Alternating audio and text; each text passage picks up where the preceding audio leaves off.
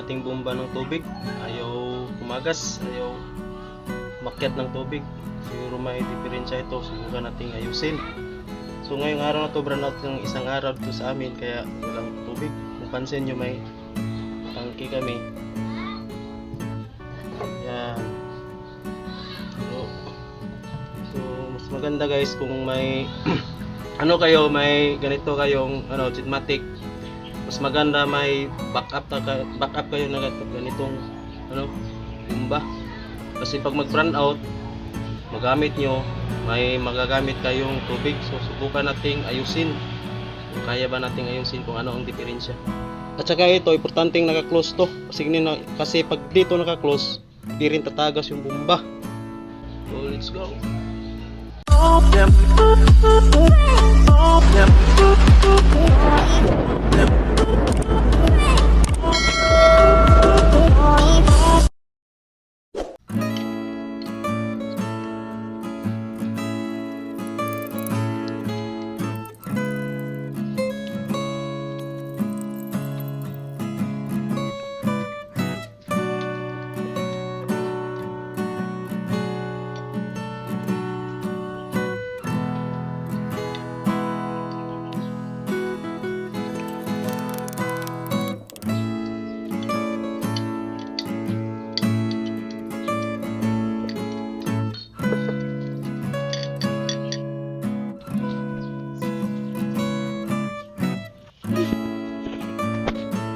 Ayan, nabuksan na natin lahat.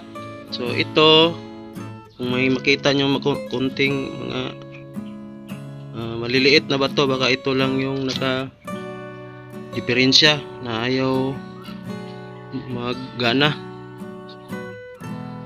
So linisan natin to. So ito, mga bato-bato, baka ito lang yung dahilan. Kasi itong gasket na ito yung automatic na nagko-close pag patapos kang gumamit at may pundo na tubig sa ibabaw. Kaya pag naka-open to kahit konti maliit sa ilalim, itsong mawawala ng pundo ng tubig, kaya hindi aakyat ng tubig pag ginamit uli. So gawin natin, linisan. Kasi ito, lihain natin to para mas lalong siguradong walang tagas yung tubig na pupunta sa ibabaw na pundo ng tubig. So itong liha na to, ang number nito is 150. Ito banda ang lihain. Ito, pwede na wag dito.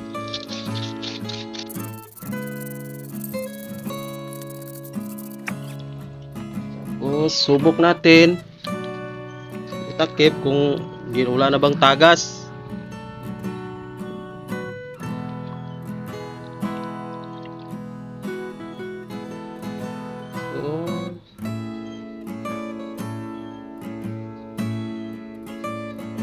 Kung mapapansin natin, wala na siyang tagas, pero fix natin uli para mas sigurado. May konti pa pala yun. Unti-unti nawawala yung pundo na tubig. So mayroon pa. Kaya ito lang, lihain din natin to. Kasi may kalawang na. Yan, subok natin ulit kung may tagas pa ba. Yun.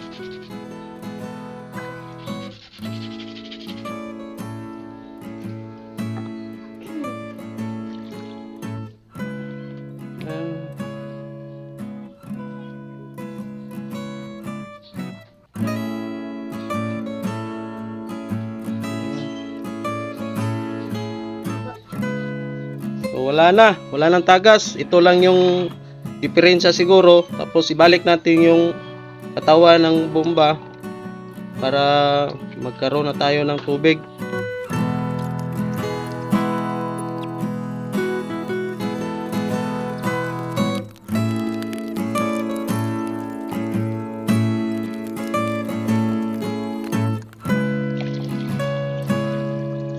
Yung tubig na to, ito yung pundo na naging dahilan pag binumba natin ay mayroong tubig kagad pag binumba. Pero pag walang tubig ito na pundo, automatic wala ring tubig na tatagas kasi may diferensya sa ilalim.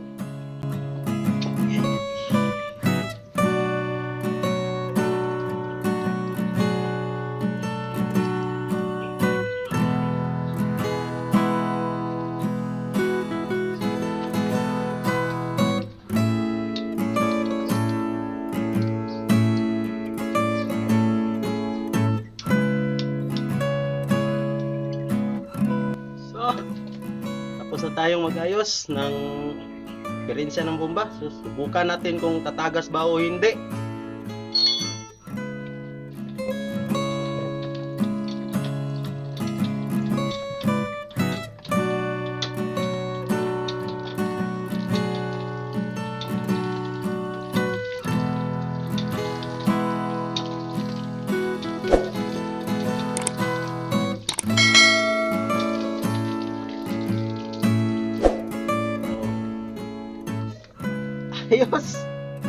Ayos natin.